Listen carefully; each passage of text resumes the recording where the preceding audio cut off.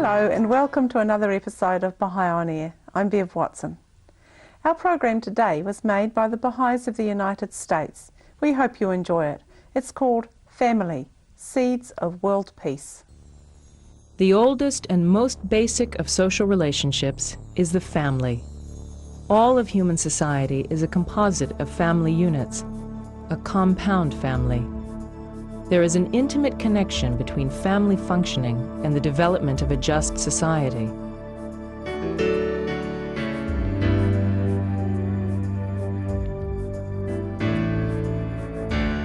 When cooperation, equality, justice, and freedom from prejudice are fostered in the home, the foundations of our wider community are strengthened, and the seeds of world peace are sown. The concept of family, what they are and what they do, has evolved radically since our grandparents' era. The American family then was composed of 2 adults in permanent union that produced 3 to 5 children. All other kinds of family were the exception. Today, the exceptions are the rule. Social and economic changes place new pressures on today's families, but in terms of function, families have not changed very much. The vision of family upheld by members of the Baha'i faith rests on the principle of the oneness of humankind, that all members of the human family are created by the same loving God and have the same basic spiritual capacities. It means seeing everyone as brothers and sisters to be loved without distinction. Know ye not why we created you all from the same dust? That no one should exalt himself over the other. Ponder at all times in your hearts how ye were created. For the next half hour, we'll explore ways in which the family serves as an incubator for the acquisition of values. You will meet some members of the Baha'i faith and hear how they incorporate these principles into their daily lives.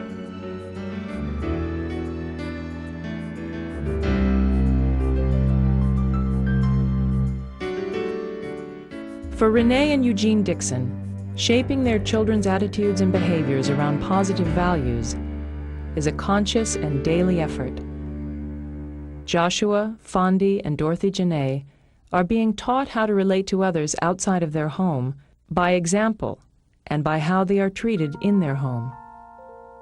Renee and Eugene are convinced that practicing the equality of women and men in their marriage is the most essential and enduring model they can offer their children.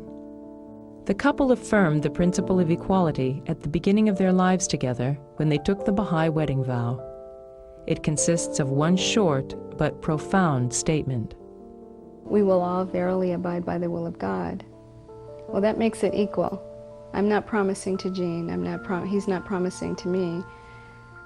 We're promising to God that we're going to abide by His will.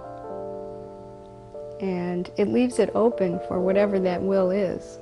I don't consider myself less than my husband. We're equal partners in this relationship that we started. If a relationship isn't equal, then it puts one above the other and it's off balance.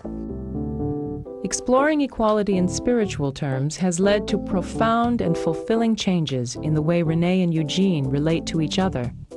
To me, it's just about trying to stay in touch with your own spiritual self.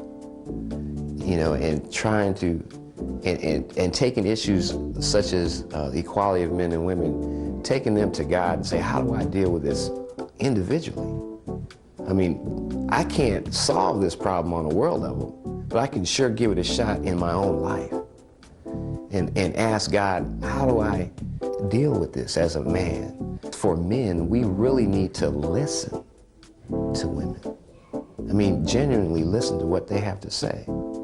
Because I don't think we're going to advance any further than we are without their genuine input and us genuinely accepting what they have to say. Well, I think worshiping God together and participating in a spiritual community is important to the support of the family. And I found that in the Baha'i faith. An important goal for Baha'is is to raise a generation of loving and prejudice-free children. For the Dixons, this means finding every opportunity to instill these virtues in their children. Like my children, I'm always trying to, my daughter especially, I'm always trying to compliment her, not so much on her beauty, but on her intellect. I always let her know that she's a beautiful kid, but trying to apply a virtue to that in the same breath. You know, like that you're a responsible person, that you're a loving child, that you're kind, generous, those kind of things. So that she's not so much trying to look in the mirror at a physical person, but start to look inwards at her spiritual capacity and her spiritual beauty. The Dixon household stays unified through consultation and family meetings. Through this process, problems are very often prevented or resolved. We have every Monday night a dinner, and that's our family dinner that we all have together and we all have to be there for.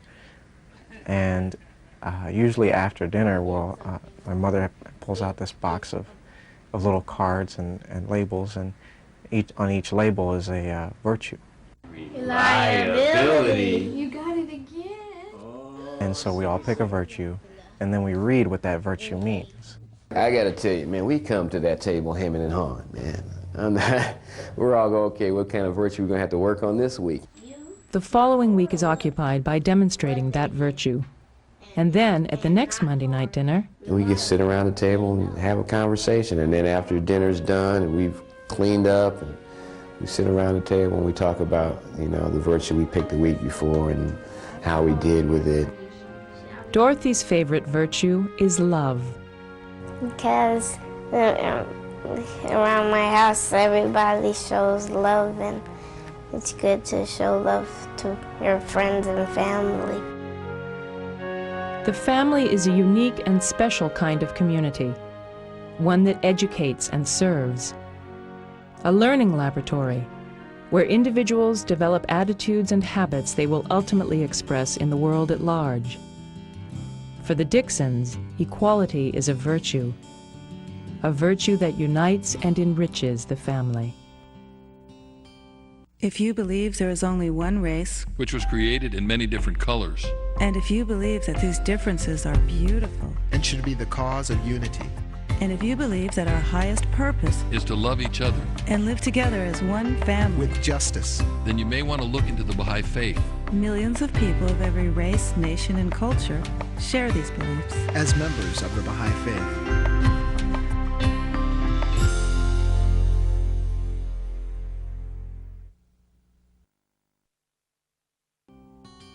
there is a powerful sense of transformation and renewal alive in America today. Families and individuals are uniting together, bridging race and religion, rising above the forces of separation and conflict. Individual Baha'is and their communities are contributing to this momentum of hope. The Baha'i faith is still new to many people, but in just over 100 years, it has already transformed the hearts and lives of millions throughout the world. Baha'is are a true cross-section of humanity. Men and women of various religious, ethnic, social, and economic backgrounds, striving to bring about universal peace and equality. Commitment and strength derives from faith in God. Spirituality is nurtured through the study of God's Word, worship, and prayer. Prayer is one of the foundations of Baha'i life. O God, refresh and gladden my spirit. Purify my heart, illumine my powers. I lay all my affairs in thy hand. Thou art my guide and my refuge. I will no longer be sorrowful and grieved. I will be a happy and joyful being. O God, I will no longer be full of anxiety, nor will I let trouble harass me. I will not dwell on the unpleasant things of life. O God, thou art more friend to me than I am to myself. I dedicate myself to Thee, O Lord. The teachings of the world's religions have enabled humankind to achieve spiritual and social progress. These universal truths are both a source of individual transformation and social development. Consort with all the peoples, kindreds, and religions of the world with the utmost truthfulness, kindliness, goodwill, and friendliness, that ignorance, hate, and rancor may vanish from the world and may give way to the light of unity. If the family is to be the true incubator of a generation of peace and equity, then passing on those qualities from parent to child is one of the fundamental goals of parenthood. The Millers have worked hard to empower their children with the capacities to make choices based on positive values and to believe that they can accomplish all that they set out to do. I have memories of sitting around the dinner table and my father kind of going around to all of the children and asking our views on different subjects of the world. You know, I'll never forget when Layli went to the Soviet Union for 6 weeks, and it was a program called Partners for Peace. And I remember when I went and picked her up at the airport, and I remember the moment we walked back into our house, she just kind of looked around and said, "Dad, you don't know how lucky we are." And I said, "Yes." You know, it was worth it. And I think that's perspective, and I think that's just something we as parents have a responsibility to do, is to give our children perspective. Otherwise, they live in an unreal world. My mother is very active in the community and is very involved herself in issues of civil rights, working on issues of justice, and I think that that example was something that was very inspiring to me. I know my husband and I ask ourselves, how did we translate our values of service to our children? And it seems that Layli really has adopted those values in a way that perhaps she learned at a very early age. So I think she felt like if she persevered and if she worked hard and if she put her high ideals into practice, that anything could happen, that there in fact could be justice. Layli now practices law in Washington, D.C. As a 23-year-old law student, she took on a case that would become one of the most important U.S. legal cases in recent years regarding women's rights. It began on the other side of the world, in the small country of Togo. Here, many young women, like Fauzia Kazinja, traditionally are forced to undergo ritual circumcision as a rite of passage into womanhood. This ritual is also known as female genital mutilation, or FGM. Just hours before her ritual, family members helped Fauzia flee from Togo. She came to the U.S. to ask for asylum and protection from the ritual, which had killed her aunt and several friends. But instead of finding refuge, she was arrested and placed in detention. It would be almost 8 harsh months in maximum security before 17-year-old Fauzia would get her first asylum hearing. My commitment to Fauzia, to the issue of female gemulation, to women's rights in general, really stems from my belief as a Baha'i in the importance of the equality of women and men. Yeah, you feel that if there is an injustice happening in Cambodia, it's happening to your family. And I think that this is one of the reasons why we felt so committed to support Layli in her work with the female genital mutilation. The Board of Immigration Appeals, the highest immigration appellate tribunal, agreed to hear Fauzia's case. Eventually, they rendered a decision which was favorable to Fauzia. It granted her asylum because of female gemulation, and it established a national legal precedent with regard to women being able to receive asylum on account of female genital mutilation. Upon her release from prison, Fauzia lived for a short time with Layli's family. The mother-in-law said, "This is your room." I said, "My room? Oh my God, I have a whole room to myself." And she said, "This is your bathroom." I went there just like, ooh, like heaven. I said, "Oh my God." So I started jumping on the bed. I said, "Oh my God." And I told Layli, "Please, if this is a dream, don't you wake me up." I told her, and she said, "Oh, it's not a dream, don't worry." Layli used her proceeds from a book on the case to found the Tahirih Justice Center, which helps women who face human rights abuses. None of us know what our children are going to end up doing, you know, what career path they're going to end up doing. They'll probably have several careers these days. But what's important is we develop their capacities, their capacity to think, their capacity to take action, their capacity to make value-based choices and decisions. If we develop those capacities, whether girl or boy, man or woman, they will accomplish. They will accomplish to the best of their capacity, and that's all we can pray for. Layli gave a talk here some months ago for International Women's Day, and a number of people from her school came, and one of them said to me that she wanted to come see how our daughter had turned out. Sort of taking ownership for her. Baha'is believe that all of the world's major religions have been stages in the continuing revelation of God's will and purpose for humanity, which has finally come of age. God's purpose in sending His prophets unto men is to liberate the children of men from the darkness of ignorance, guide them to the light of true understanding, and ensure the peace and tranquility of mankind. Educating children to have a high moral character and genuine appreciation for all people is of primary importance to Baha'is.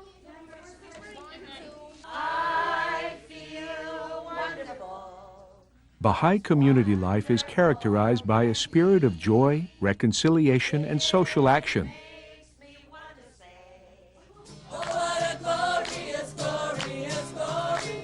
Youth activities utilize the fine arts and dramatic performances to foster a better understanding of racial unity and the importance of community service. A distinction of the Baha'i faith from traditional religion is the absence of professional clergy. Each person is encouraged to investigate truth independently and not to rely solely on human intermediaries. The administrative affairs of a Baha'i community are conducted by a body of 9 members called the Spiritual Assembly. They are elected annually by community members 21 years or older.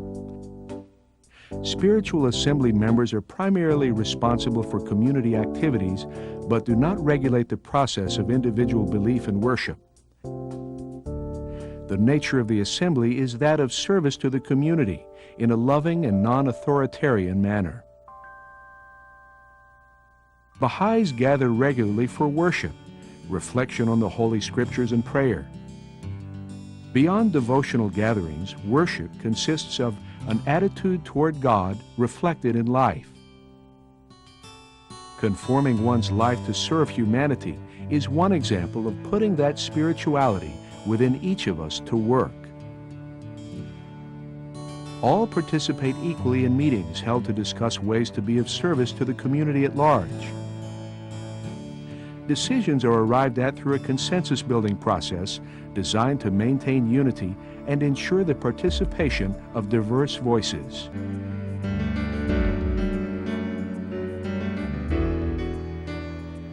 In Buffalo, New York, one family has created a refuge for neighborhood children and youth trying to escape the violence and pain of inner-city life.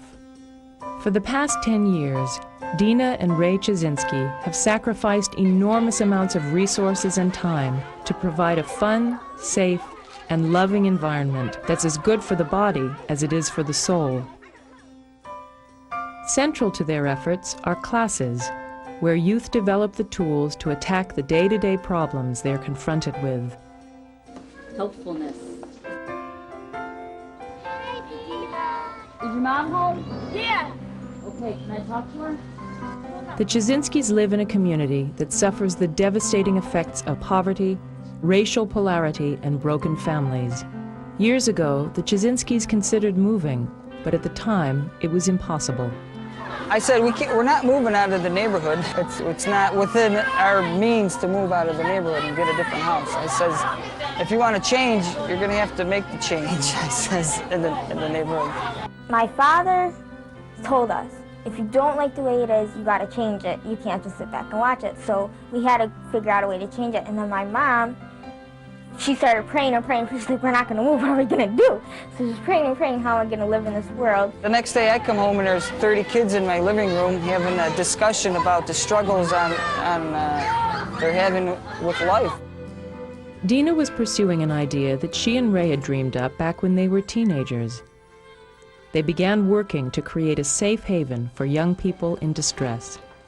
I know for me that I don't have the challenges that maybe some other people have with relating to them because I have similarities. I've played out a lot of the rage, you know, and self-destructive behaviors. So, you know, I listen to kids that cry. Damian Martinez is one of the youth who has been living with the Chizinskis off and on over the past year. She knows what it's like, you know. She has been there, done that, so she really knows that, you know, she proves to you that you can actually become somebody. You don't have to become negative like your environment. You really could become somebody. A lot of these kids are facing a lot of real issues at home, and whether it has to do with physical abuse or sexual abuse, or it has to do with a lot of alcoholism, a lot of racism. Dozens of neighborhood kids have attended classes that focus on values and learning how to make choices that peacefully resolve problems, rather than having to resort to violence and conflict. Sometimes I would do a lot of work with the kids, and there's a lot of sacrifice, you know, for myself and my family that comes into that. And so I really was going through a lot of turmoil with wondering is this sacrifice worth it? Does it really make a difference? You know, what direction should I be going in?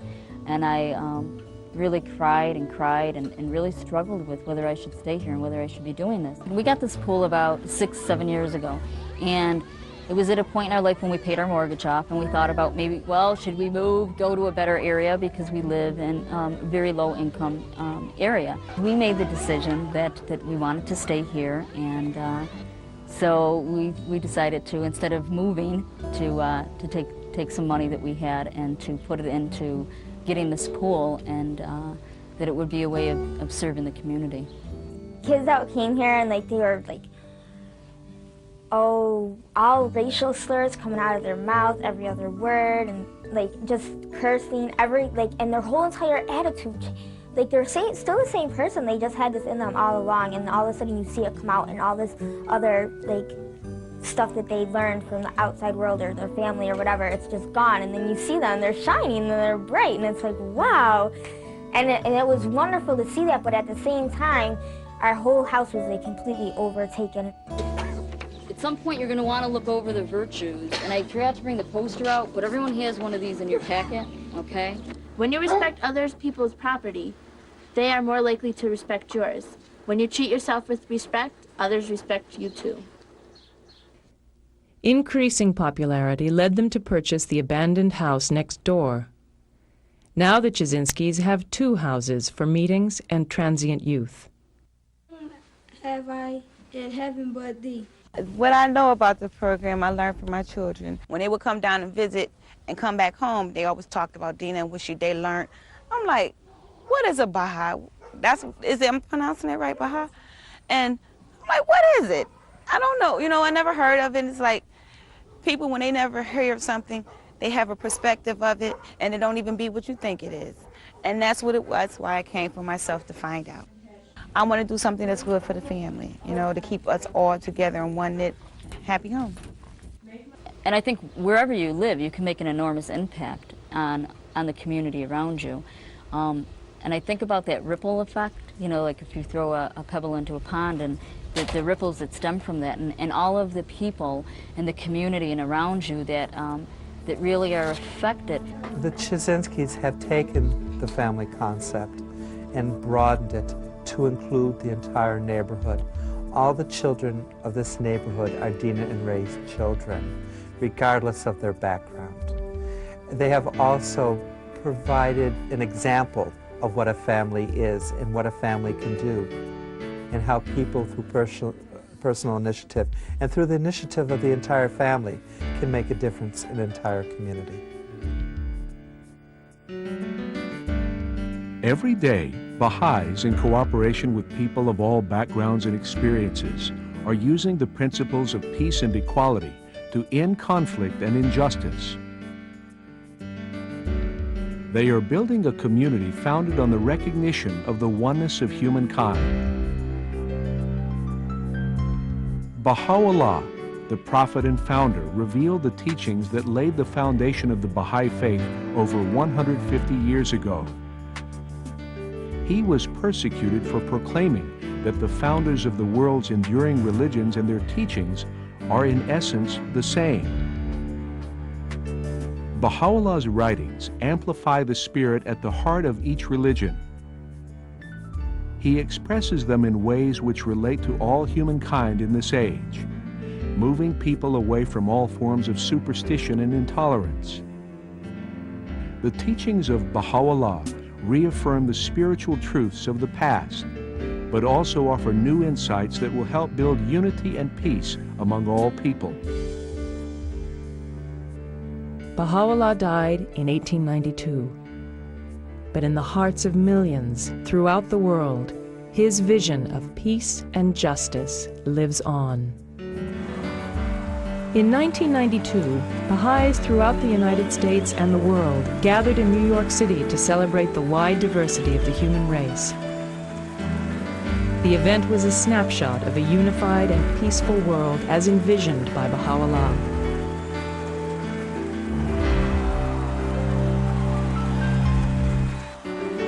The transformation of society and its relationships begins with our ability to transform ourselves, our families, and our communities. The spiritual brotherhood which is enkindled and established through the breaths of the Holy Spirit unites nations and removes the causes of warfare and strife. It transforms mankind into one great family and ensures the universal peace.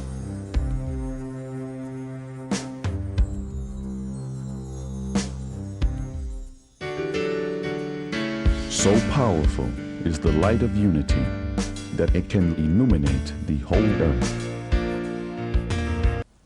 If you would like to know more about the Baha'i faith, please call us on 0800 Baha'is or 0800 224 247. Or you can write to us at PO Box 21551, Henderson, Auckland, or check out our website www.baha'i.org.nz. Thanks for joining us. We look forward to having you with us next time.